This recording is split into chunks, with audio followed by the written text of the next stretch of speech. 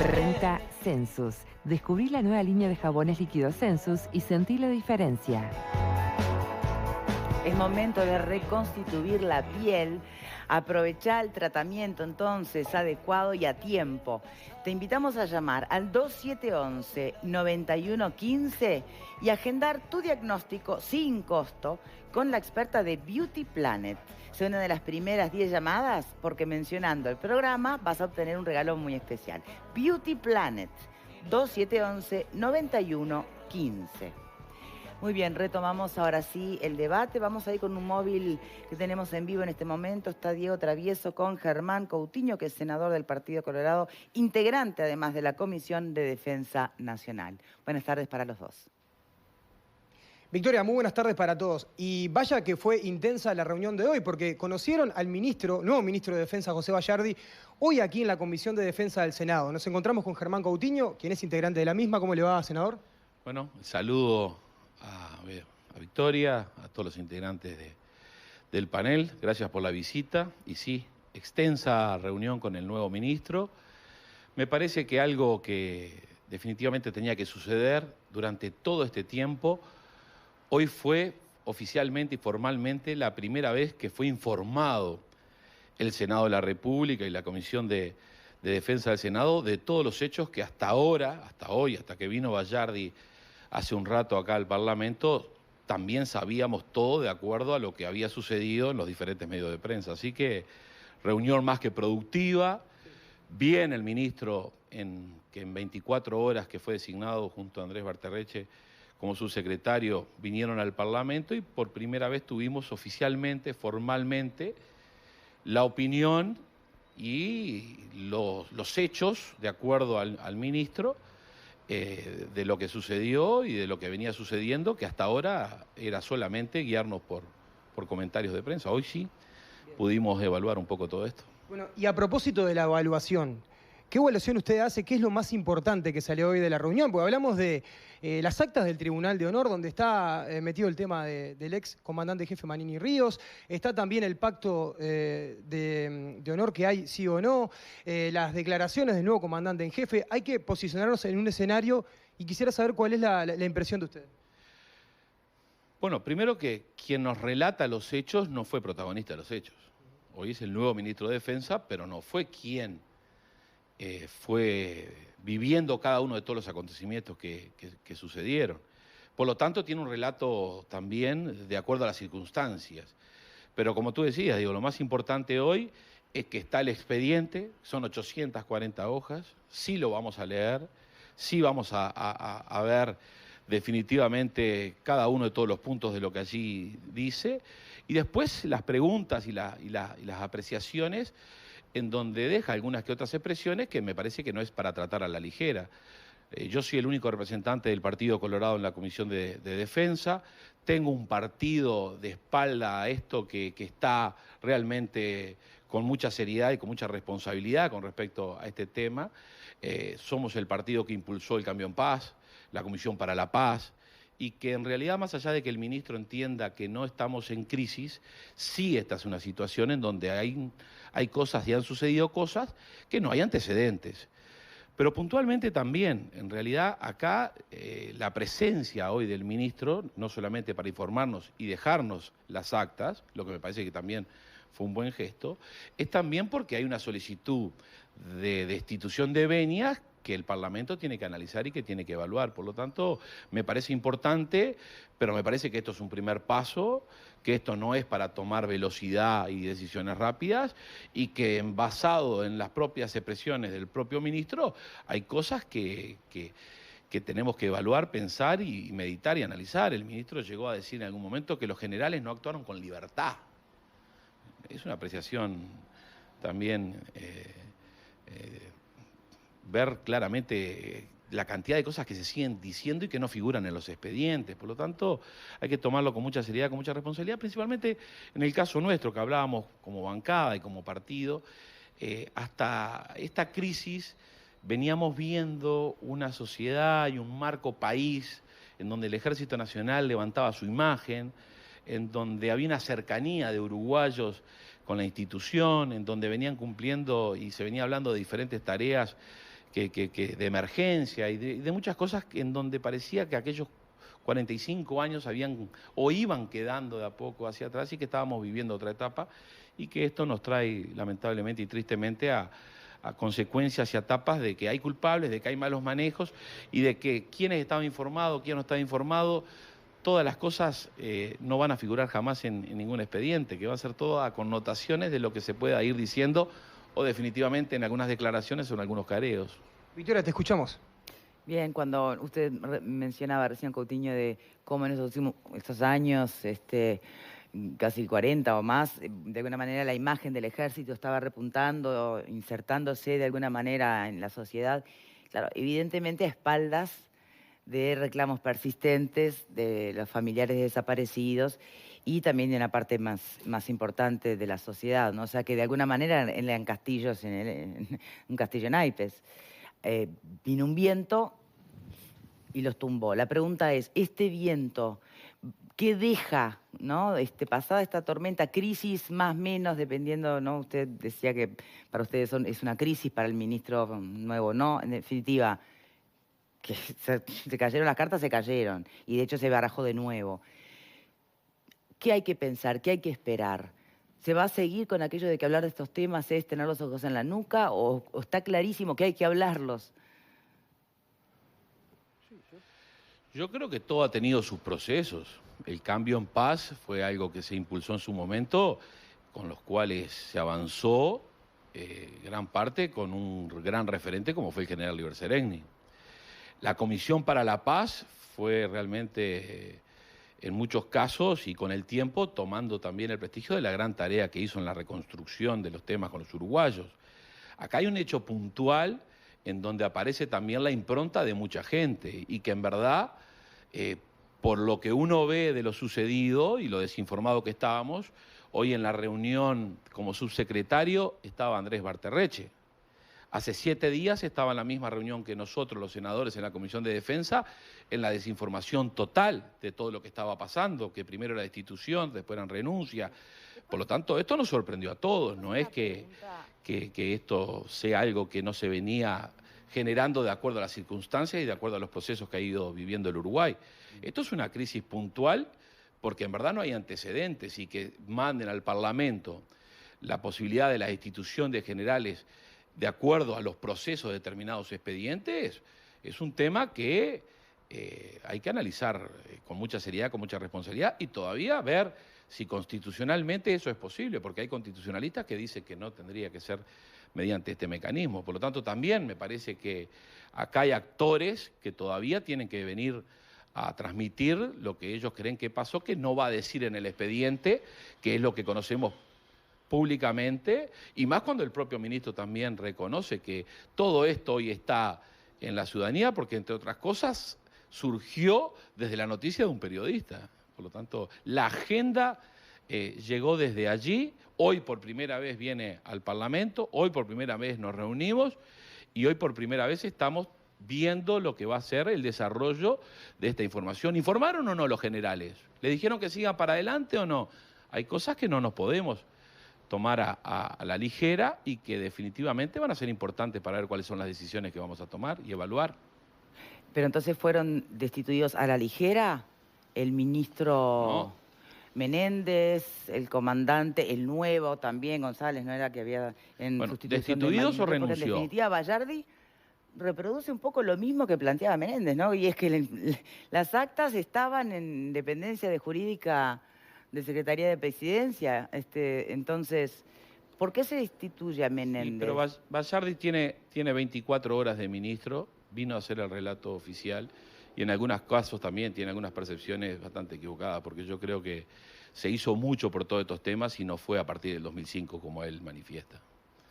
Siempre se tuvo en cuenta y en agenda muchas cosas de acuerdo a los procesos correspondientes y el propio presidente Valle hasta creó una comisión para la paz. Por lo tanto, no arrancan todas las historias de todos estos temas difíciles para el Uruguay en el año 2005. Por lo tanto, me parece y espero que con el correr del tiempo y con el proceso, el propio ministro Bayardi vaya generando lo que tiene que generar un ministro de Defensa que siempre es distinto a un ministro de diferentes carteras. Una cosa es ser ministro de Turismo y tomar posiciones de cosas que vienen bien, cambiar su política.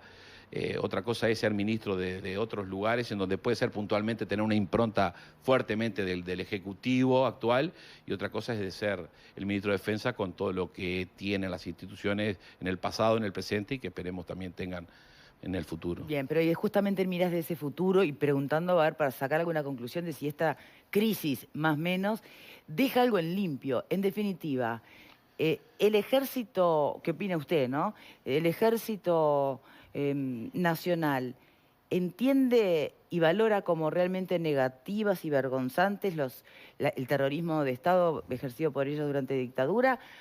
¿O subyace la lógica de que hacían lo que tenían que hacer, la lógica ¿no? natural, consecuencia de los hechos, que es lo que más de una vez han evocado, ¿no? Como respondiendo órdenes o teniendo que hacer lo que había que hacer? ¿Hay consenso en eso? Porque si no está el consenso allí, esta historia, no sé, pareciera de no acabar, ¿no? Es la diferencia entre encubrir o exponer. Pero digo, creo que hoy es claro el comunicado del comandante en jefe Feola. Digo.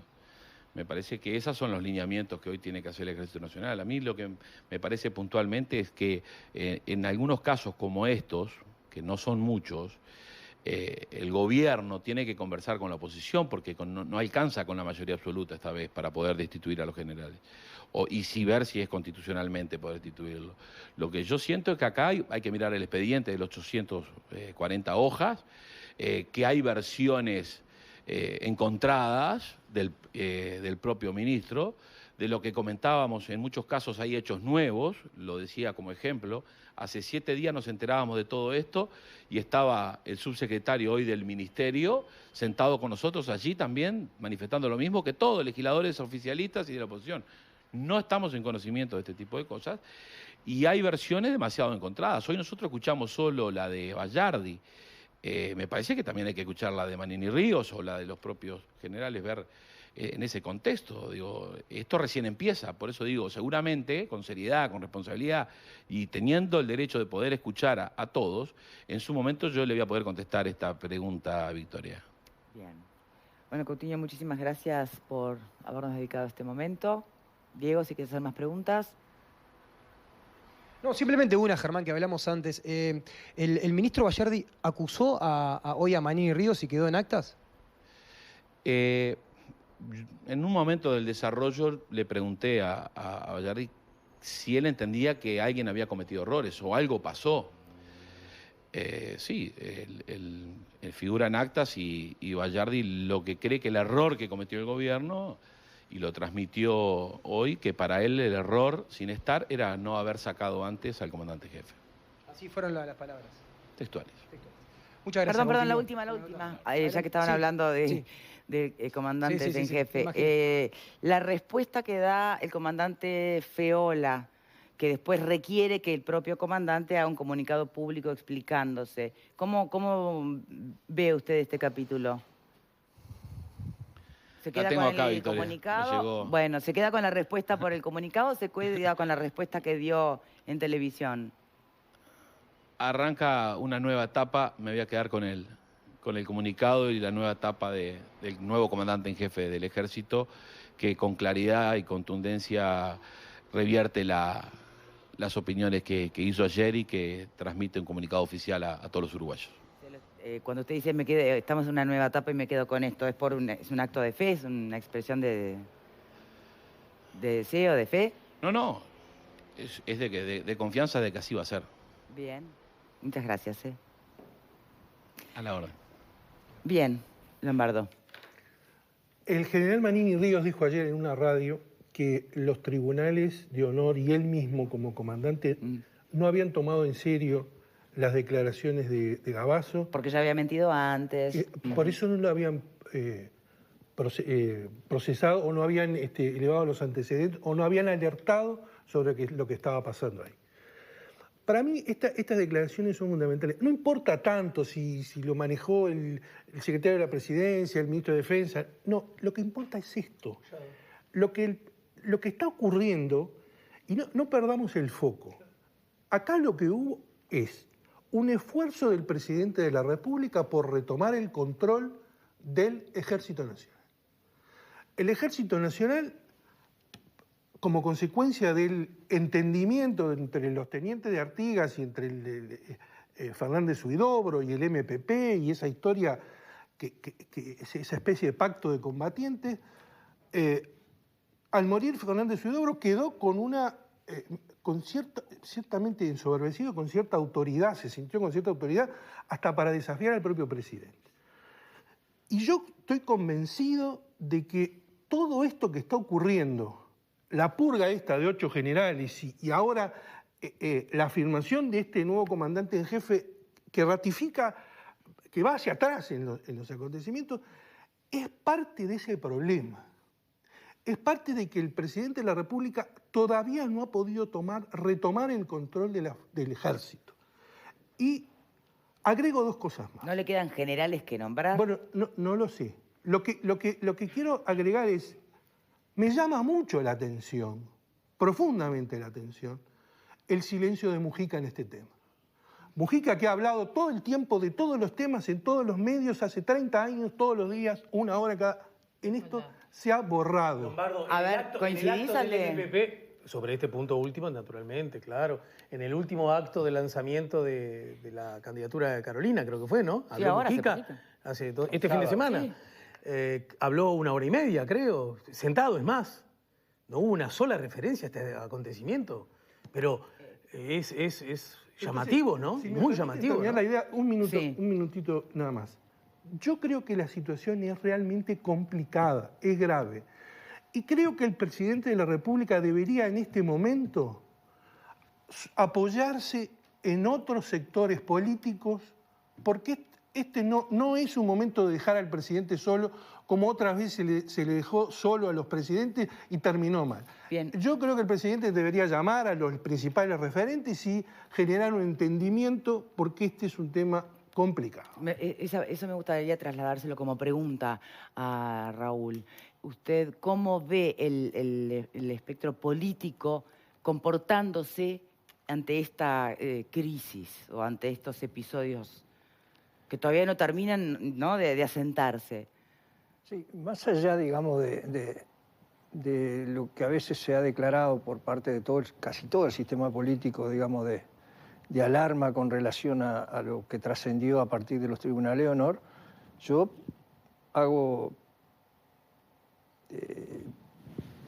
partiría de alguna manera el sistema político en 2 tipos de dificultades. Una dificultad que nadie puede negar, que desde la salida de la dictadura hacia el periodo democrático hubo, por parte, digamos, de la mayoría de los partidos blanco y colorado, una política tendiente, digamos, a instalar la impunidad. O sea, la ley de caducidad es el ejemplo más claro. Pero también a nivel de la izquierda tenemos dificultades, porque creo que hay un sector importante de la izquierda que no entendió todavía qué es vivir con una cultura de derechos humanos. O sea, que piensan que los derechos humanos se administran de acuerdo a intereses políticos.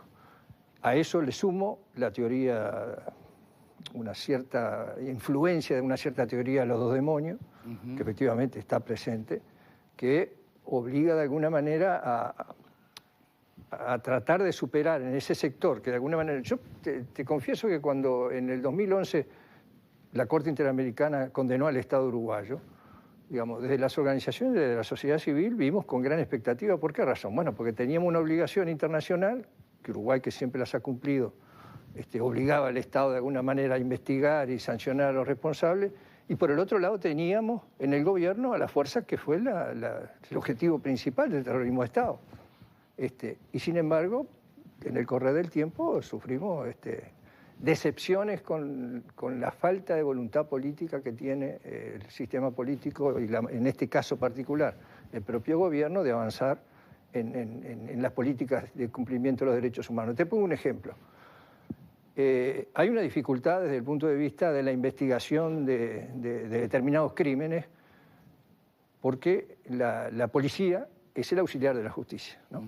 Es el que debería de investigar, porque ahí sí lo dice la Constitución. Pero la policía también es objeto de investigación, porque hasta ahora ha pasado muy desapercibido el papel del Ministerio del Interior en la dictadura.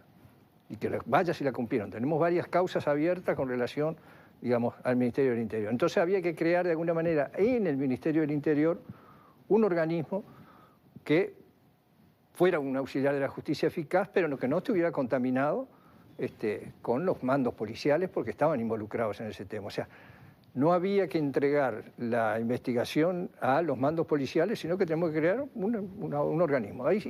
Nosotros hicimos un gran trabajo ahí, recorrimos ministerios, a todos los partidos políticos, el CEN del Partido Colorado, el director del Partido Nacional, la dirección del Frente Amplio, para darle una solución a eso, y efectivamente se acordó la creación de una unidad especial de terrorismo de Estado en el Ministerio del Interior, que estaba a cargo de la doctora Estela González, que es la directora de Asuntos Internos, que es un cargo político que depende directamente del Ministerio. Bueno, esa doctora, que nosotros la conocíamos de hace muchos años, muy comprometida con el tema de derechos humanos, para nosotros era una garantía. Ahora, en la última rendición de cuentas, nos enteramos, por casualidad, que esa unidad pasa no solamente se desmantela, pasa a la dirección de la policía, nuevamente. Y se la sacan de... Entonces, esa concesión, de alguna manera, es otro ejemplo que tenemos de que efectivamente no hay una voluntad política de investigar a fondo, de crear organismos que sean eficaces. Porque Uruguay tiene, yo te puedo decir 6 organismos que ha creado para cumplir la sentencia del caso Gelman. Y sin embargo, la Corte Interamericana, la Comisión Interamericana, constantemente está reclamando al Uruguay porque efectivamente hay déficit para cumplir eso. Porque crea organismos, pero no le da personal, no le da recursos y falta voluntad política. Bueno, y ahora le echan las culpas, que en realidad la culpa la tienen los jueces, porque hay casi 60 pedidos de procesamiento en este momento y los jueces no lo resuelven. ¿Pero por qué no lo resuelven? Porque las señas que de alguna manera da el sistema político no apunta a eso. Y ojo que acá no nos hagamos los inocentes, que el Poder Judicial no es susceptible, digamos, de lo que existe a nivel de la sociedad. Cuando ven que los gobiernos en estas cosas no les interesa avanzar, ellos de alguna manera no avanzan. Y eso es lo que nosotros nos encontramos. Entonces, hoy yo creo que hay algo importante que ha sucedido. Por un lado, la ciudadanía toma conocimiento por parte de uno de los victimarios, que no podemos decirle que Gavazo en realidad dice eso porque está chocheando. No es así. Gavazo confiesa algo que, independientemente que él lo haya confesado o no, pero toda la operación que hubo de matar a Gómez Oro en Artillería 1, atarlo con alambre, ponerle un tejido, atarlo con 4 piedras y llevarlo al Río Negro y tirarlo al Río Negro, eso no lo hizo una persona, como intenta decir el propio Gavazo, que ahí sí está mintiendo Gavazo. Yo solo lo hice, ¿no? Claro, yo solo lo hice. No, vaya, es superhombre. No es así. En realidad, en todo ese periodo, el Estado dictatorial se conformó, digamos, generalmente como partes, digamos, del cumplimiento de las políticas represivas. Se cumplieron desde el punto de vista de falsificar ¿cómo se llama?, las listas de migraciones, de aceptar, digamos, el uso de documentos falsos, crear pistas falsas, bueno, y todos esos elementos los encontramos desde el punto de vista, en el caso de Elena Quintero aparece muy claramente. O sea, todo el Ministerio de Relaciones Exteriores, de alguna manera, actuando en conjunto con las Fuerzas Armadas para esconder, digamos, la desaparición de Elena Quintero. Bueno. Coinciden, Alfredo, ¿coincidís que no hay voluntad política históricamente y tampoco en el gobierno del Frente Amplio? Hay diferentes concepciones. Yo estoy tratando de acordarme la fecha, pero hubo un debate histórico entre Hugo Cores y Fernández Huidobro en un congreso del Frente Amplio, antes de haber ganado el primer gobierno. 2004. Fue el congreso creo que fue el 2002, me parece que fue antes, no sé si te acordás. Fue antes, sí. Fue antes que asumiera. Pero puede haber sido el 2004, sí, ¿está bien? Y estuvo en discusión la política con respecto al tema de la impunidad, ¿no? De la ley se discutió, más fue histórica, más fueron, qué tigres los dos, ¿no? Hugo Cores y Fernández Huidobro. Cores planteaba en esa oportunidad que entre las propuestas de gobierno, el Frente Amplio llevara la derogación de la ley de caducidad.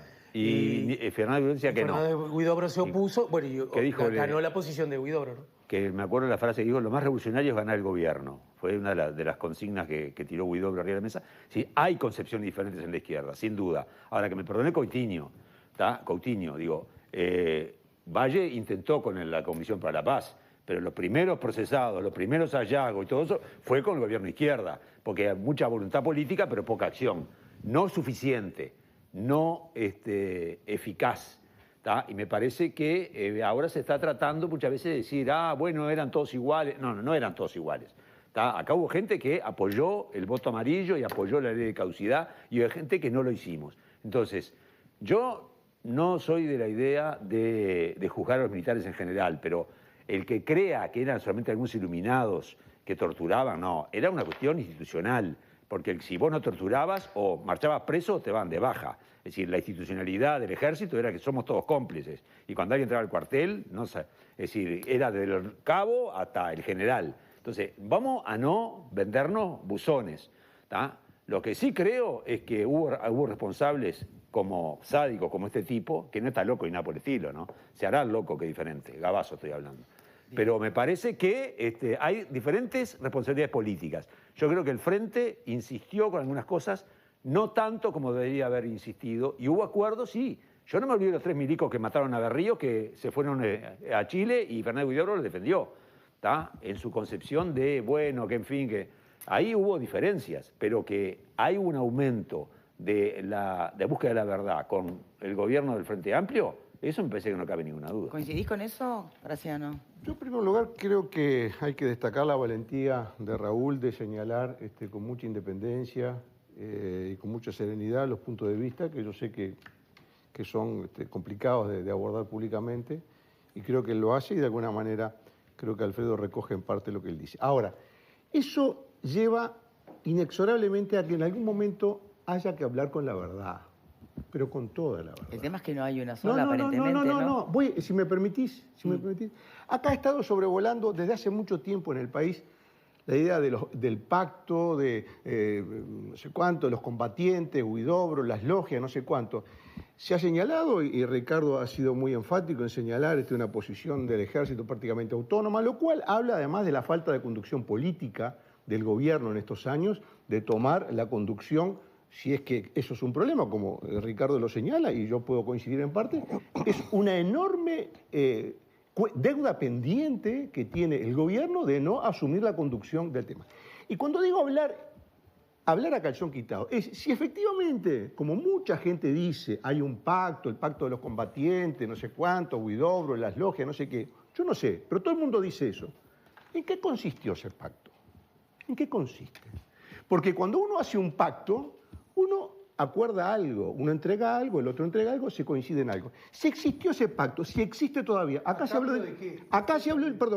del silencio de Mujica. No solamente Mujica no habló, sino que nadie le preguntó nada. A Mujica nadie le pregunta nada. Salió un capitán de fragata ascendido en forma fulminante por Mujica contra almirante, salteándose 2 grados, diciendo que a él le mandaban listas para atar gente con alambre y tirarla y matarla. Nadie le preguntó nada. El comandante en jefe de la Marina, el contraalmirante Avillaira, hizo la denuncia penal. Nadie le pregunta, nadie se escandaliza porque hay un oficial que anda con uniforme, andan las fotos de él con la gorra, otras personas con la gorra de él ahí en las redes sociales. Nadie se escandaliza que un oficial que todavía está vivo, ese sí está loco. A ese nadie le pregunta por qué está loco ese y no está loco el otro. Entonces, esto es muy simple, no hay que darle tanta vuelta. ¿Existió y existe ese pacto? ¿En qué consiste? ¿Qué da cada uno a cambio para que ese pacto se mantenga? Pero hay que hablar claro, porque ya que no existe hoy pacto de silencio entre los militares, porque dan toda la información que ellos pueden recoger, se podrá decir que capaz que pueden recoger más, yo no lo sé.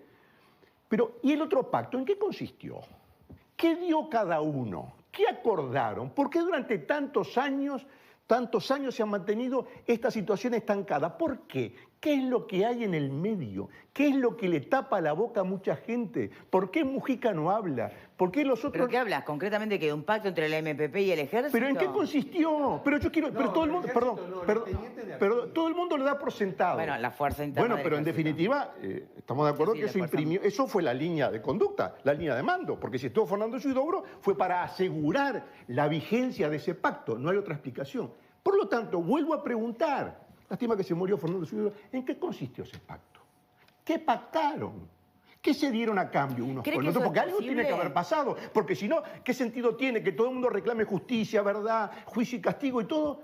Olivera, Y después viene Olivera acá y dice, bueno, no se avanzó ¿cree que esto mucho, es hay posible? diferencia. ¿Qué pasó, Olivera? ¿Qué pasó? ¿cree ¿Usted que tiene esto es idea de lo que posible, pasó? un pacto no entre generales y coroneles y torturadores, sino en Bueno. realidad entre la fuerza de los tenientes dentro del ejército y el MPP? No, el MPP no. MLN, perdón. Eso sí, claro. ¿Cree que es no, posible? yo creo que efectivamente el pensar que acá hubo una guerra, ese es el punto de comienzo. O sea, cuando dice, bueno, acá lo que para alguna gente, para algunos integrantes, digamos, de la izquierda, acá hubo una guerra. Por lo tanto, somos combatientes y los combatientes hablan de igual a igual. Yo recuerdo que cuando todavía no había salido la Comisión para la Paz, Rosenkopf plantea públicamente, dentro de la salida, dice, hagamos una mesa y sentemos a los combatientes de un lado y del otro. Bueno, los combatientes eran ellos, eran el MLN y eran los militares. Bueno, que era un poco lo que sucedió en Chile. En Chile hubo una mesa de diálogo, donde los militares dijeron, bueno, a fulano de tal lo tiramos en el paralelo tal, a sultano en el paralelo tal, tal. Y resulta que esos que habían tirado en el mar, después aparecían enterrados en la unidad militar. Eso pasó también con la Comisión para la Paz. Porque muchos hablan del gran demérito de la Comisión para la Paz, y la Comisión para la Paz fue un conjunto de mentiras. Porque Miranda, Julio Castro, Blanco, Chávez Sosa, no había que buscarlo. ¿Por qué? Bueno, porque lo habían incinerado y lo habían tirado no sé a dónde. Bueno, y sin embargo empezaron a aparecer en los cuarteles. Empezaron a pasar. Entonces, en realidad creer que la Comisión para la Paz fue lo que se llamaba la verdad posible. No, aquí no, es como la justicia de transición. Cuando se habla de justicia de transición, ¿por qué le ponemos un segundo apellido a la justicia? La justicia es eso justicia. no es, claro. Bien, pero en definitiva, entonces, ¿usted se alinea con lo que plantea Graciano de acuerdos que No, hay van una más concesión. allá de Hay una lo que es concesión, aparente? sí, hay una concesión de... Yo recuerdo, no te voy a dar nombre, recuerdo que una vez estuve en una charla donde había un alto dirigente del MLN, donde él habla de que efectivamente hubo una reunión del MLN donde se trató el tema de que el MLN debía ser garantes de que lo que los militares decían era verdad.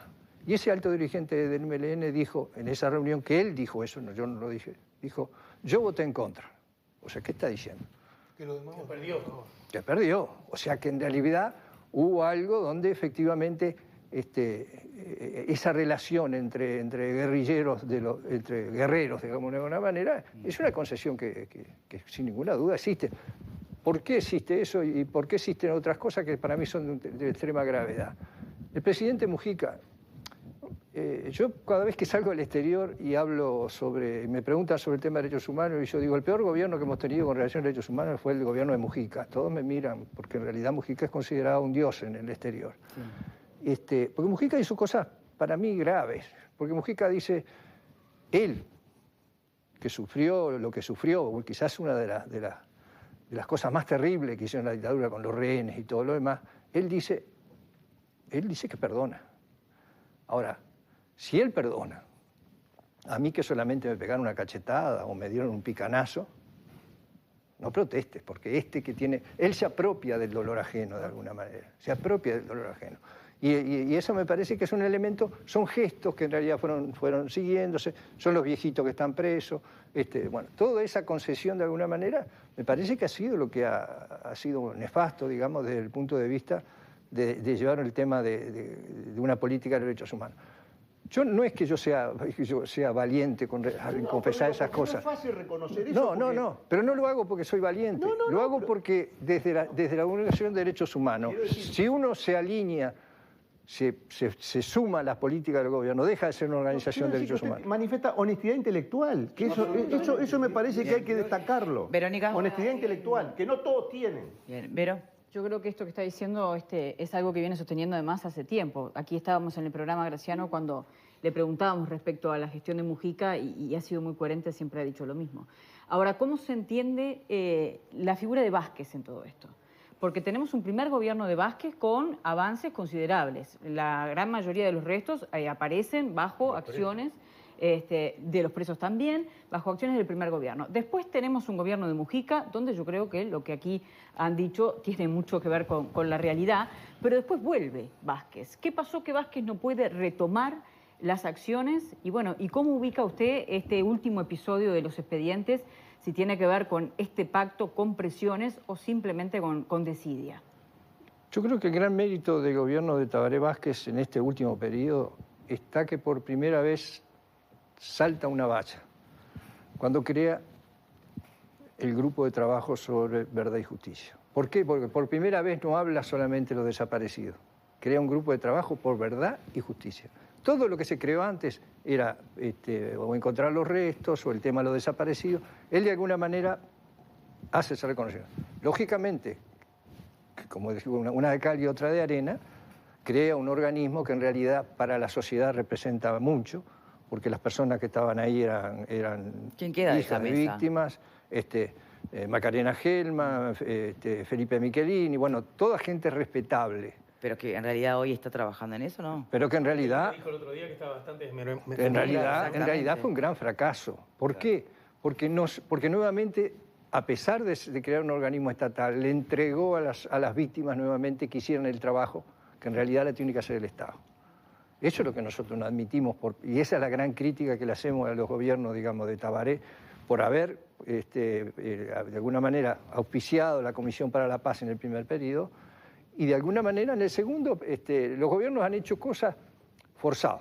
O sea, lo forzó la sentencia del caso Gelman, lo forzó a veces, efectivamente, el hecho que hayamos insistido en algunas causas presentadas, porque efectivamente los primeros procesamientos se producen justamente por el caso que ahora estaba analizando los tribunales de honor, los 28 desapariciones en Argentina. ¿Ustedes creen que si hoy se volviera a someter, si pudiera ser posible que se volviera a someter la ley de caducidad a un plebiscito, habría un resultado diferente?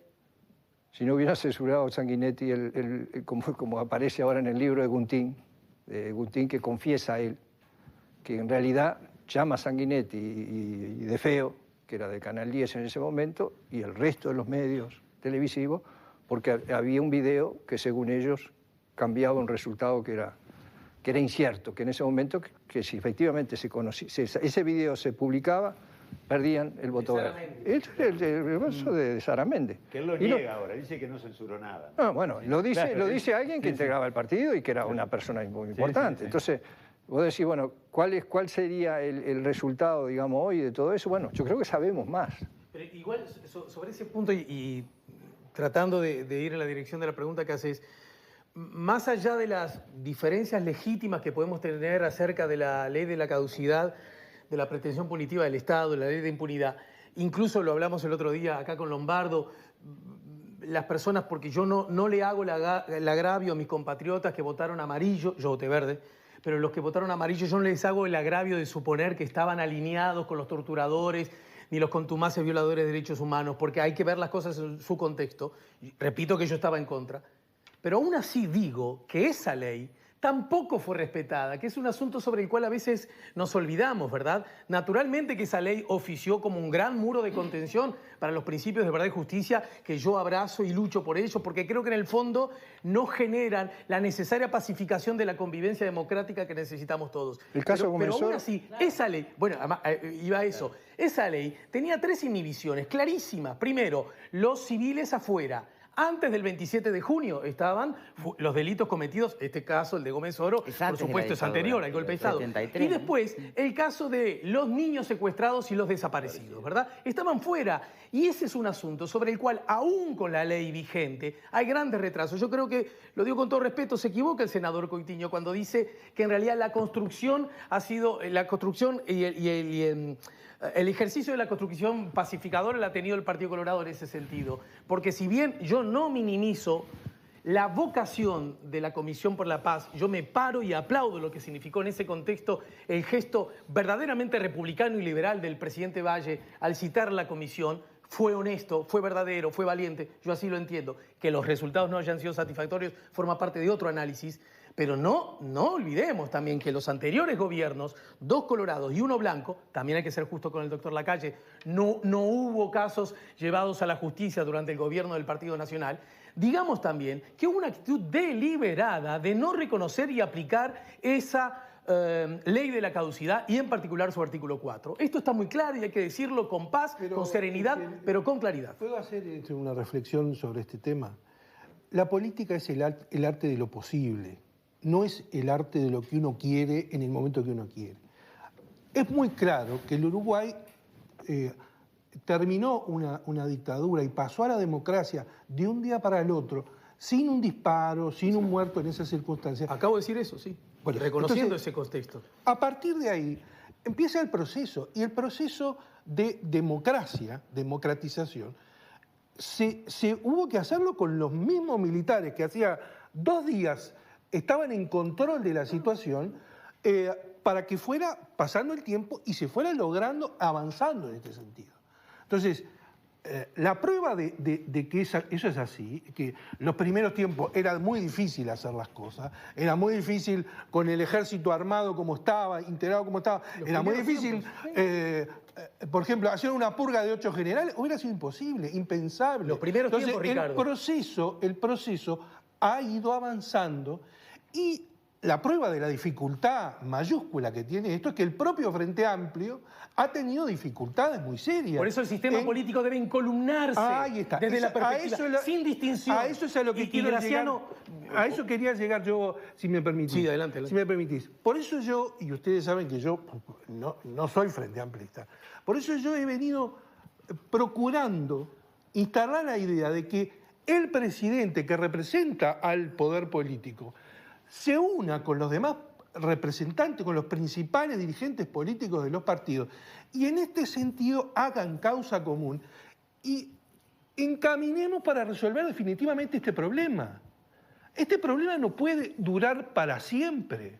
Este problema no puede resolverse, como dijo un día Mujica, cuando estemos todos muertos. El país necesita terminar con este tema. Y terminar con este tema significa que se dé satisfacción a los familiares de los desaparecidos respecto a dónde están los restos, que se dé satisfacción a las causas pendientes que haya con la justicia, los reclamos que haya con el Estado, y se pueda realmente dar vuelta a la página. Y eso requiere un esfuerzo político. Y mucha grandeza, ¿no? Y mucha grandeza, de todos lados. De todos lados. Pero en el año electoral hemos visto cómo el tema se ha centrado desde la oposición en la omisión o la intención del presidente de ocultar, cuando en realidad creo que el tema de centro debería ser otro. Exactamente. Bueno, por eso yo le preguntaba cómo le parecía a nuestro invitado que estaba actuando el espectro político sobre estos últimos episodios, ¿no? Si los ven a los líderes haciendo un esfuerzo por mantenerse al margen de lo político electoral, digamos, y se está visualizando la crisis o el momento como merece. En general, ¿qué opinas? Yo no creo que tengamos una crisis institucional. Lo que de alguna manera tenemos es una reafirmación. ¿Coincide con Bayardi en eso? ¿Coincide con Bayardi, con el nuevo ministro? Sí, yo creo que hay una reafirmación de la institucionalidad a partir de un gesto, digamos, del presidente de la República, de un gesto y de un... Porque las políticas no solamente son destituir generales, también son gestos cotidianos que los que están de alguna manera al frente del gobierno indican, digamos, o marcan de alguna manera cómo debe la ciudadanía pararse frente a esas cosas. Te pongo un ejemplo. El gesto de Kirchner, por ejemplo, cuando bajó los retratos de los dictadores, eso es un gesto. O cuando dijo en un discurso público, y esto que hicieron, todas esas cosas, no se le puede llamar de otra manera que criminales. Esos son gestos. Y también hay gestos cuando decimos son todos unos viejitos o esperemos que nos muéramos todos. Esos son gestos.